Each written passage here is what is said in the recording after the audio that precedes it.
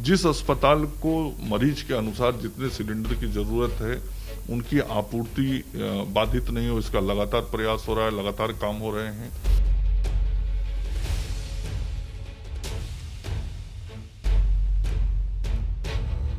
के लिए भी कल हमने अपने ड्रग कंट्रोलर को निर्देशित किया है और ड्रग कंट्रोलर ने उसके लिए व्यवस्था बनाई है।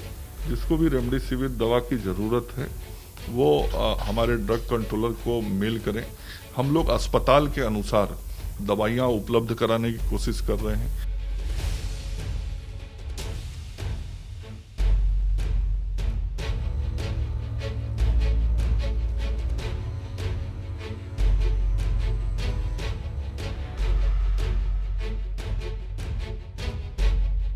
बिहार में कोरोना की स्थिति काफी गंभीर होती जा रही है और पहली बार 10,000 के आंकड़े एक दिन में आए हैं।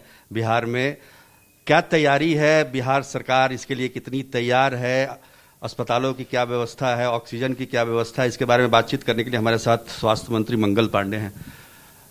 मंगल पांडे जी, ये बताइए कि जो आंकड़े आ रहे हैं, जिस तरह से बढ़ रहे हैं लगातार, आज से एक हफ्ता पहले 4% पॉजिटिविटी था, आज 10% है, क्या करेंगे आप? निश्चित रूप से यह एक संकट है, समस्या है पूरे देश के लिए। और आप देखेंगे कि देश के दूसरे राज्यों में 20% से भी अधिक की पॉजिटिविटी है, कई राज्यों में 15% से ऊपर की। तो यह समस्या राष्ट्रव्यापी समस्या और पूरा देश इस समस्या के खिलाफ एकजुट होकर जूझ रहा है। चाहे वह दवा की समस्या हो या ऑक्सीजन की समस्या, हर समस्या पे पूरा देश एक फ्रंट पे आके लड़ाई लड़ रहा है और हर चीज की उपलब्धता और व्यवस्था को सुनिश्चित करने के यथासंभव हर सहयोग प्रयास किए जा रहे हैं। ये कहा जाए कि ऑक्सीजन की समस्या पिछले 4-5 दिनों से काफी देखी जा रही है। सरकार ने बीच में कहा भी कि हम सारी समस्याओं का निदान कर रहे हैं, ऑक्सीजन के खास तौर पर। तो अभी क्या स्थिति है, अद्यतन स्थिति क्या है? अस्पतालों में ऑक्सीजन उपलब्ध है? नहीं, 4-5 दिनों पहले एक दिन थोड़ी समस्या जब सामने आई तो हम सब लोगों ने और अत्यधिक प्रयास शुरू कर दिए और राज्य में 6 टैंकर अलग से लगाए गए ऑक्सीजन को लाने के लिए। जो ऑक्सीजन जनरेशन प्लांट है वो पहले से ही मेडिकल कॉलेज हॉस्पिटल में लगने की प्रक्रिया चल रही थी और PMCH, NMCH, Madhepura medical college hospital, Shrikrishna medical college hospital, Darbhanga medical college hospital, इन सभी जगहों पर पिछले 3 दिनों के अंदर ऑक्सीजन जनरेशन प्लांट शुरू किया गया है। हमारे अन्य मेडिकल कॉलेज हॉस्पिटल्स में भी ये जल्दी लग जाएंगे। तो जहां एक तरफ टैंक की लॉरी को बढ़ा के ऑक्सीजन की आपूर्ति का प्रयास हो रहा है, वहीं ऑक्सीजन को जनरेट करने का भी प्रयास हो रहा है। और आपने देखा होगा कि केंद्र सरकार के स्तर से भी सारे प्रयास किए जा रहे हैं और हर संभव सहयोग किया जा रहा है। तो हम सब लोग मिलकर लगातार कोशिश कर रहे हैं और 4-5 दिन पूर्व जो एक दिन की स्थिति दिखी थी, धीरे धीरे वो स्थिति को भी हम लोग सामान्य कर रहे हैं। लेकिन अभी भी जो प्राइवेट अस्पताल हैं, जो निजी हॉस्पिटल हैं, उसमें कुछ समस्याएं आ रही है, इस बात को आप मानेंगे? नहीं, जो भी समस्या आती है सरकारी में तो हमें पता है कि पर्याप्त ऑक्सीजन नहीं, प्राइवेट हॉस्पिटल्स में भी जैसी समस्या आ रही है उन समस्याओं का निपटारा करने के लिए पटना जिला प्रशासन की तरफ से लगातार मॉनिटरिंग हो रहा है। डीएम स्वयं इसकी मॉनिटरिंग कर रहे हैं। जिस अस्पताल को मरीज के अनुसार जितने सिलेंडर की जरूरत है उनकी आपूर्ति बाधित नहीं हो, इसका लगातार प्रयास हो रहा है, लगातार काम हो रहे हैं।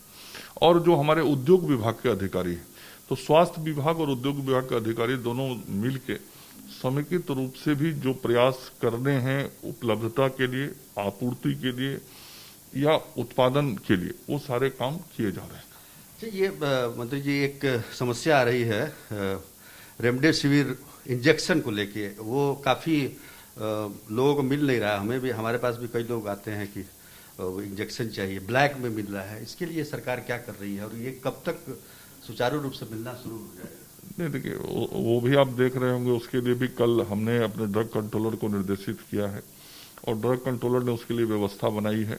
जिसको भी रेमडेसिविर दवा की जरूरत है वो हमारे ड्रग कंट्रोलर को मेल करें। हम लोग अस्पताल के अनुसार दवाइयां उपलब्ध कराने की कोशिश कर रहे हैं। जैसे ही परसों दवाइयां आई रेमडेसिविर, तो पटना के लगभग 34 अस्पतालों में उसको उपलब्ध कराया गया मरीजों के अनुसार। तो तो ये उपलब्धता बढ़े, इसके लिए मैंने भी स्वयं केंद्र सरकार के मंत्री से भी बातचीत करके प्रयास किया है।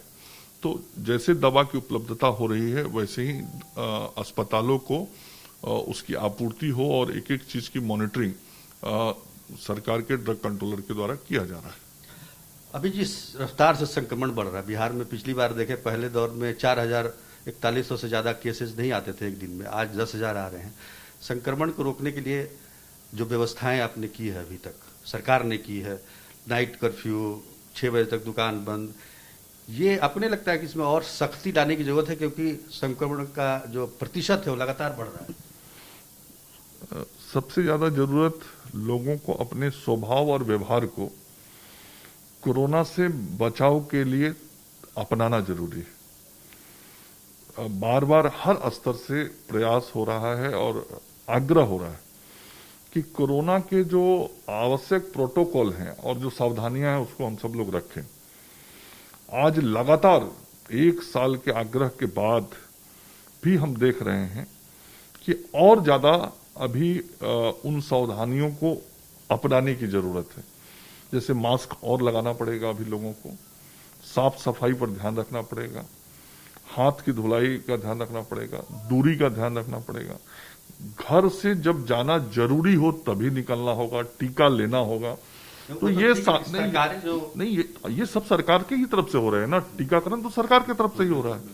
तो सरकार टीका यदि दे रही है तो सब लोग आके टीका ले, ये मेरा अपील होगा, ये आग्रह होगा। समय पर दूसरा टीका भी ले, यह भी अपील होगा।